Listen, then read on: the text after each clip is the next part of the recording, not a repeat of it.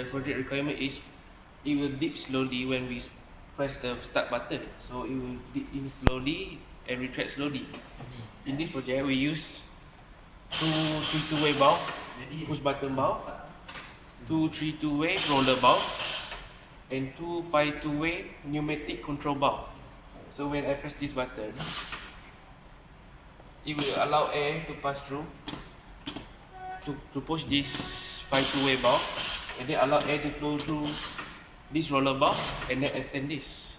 When it extends, it will release this and actuate this roller valve. Then in turn, it will slide back the 5-2-way valve and then push, allow it to retract. When I press the push button stop, it will allow it to go back.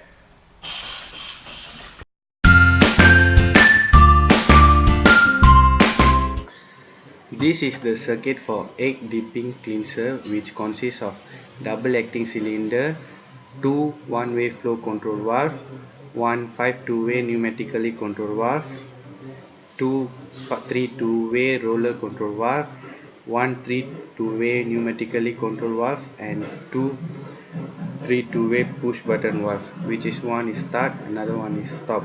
The system operating start by press the 3-2-way start button valve.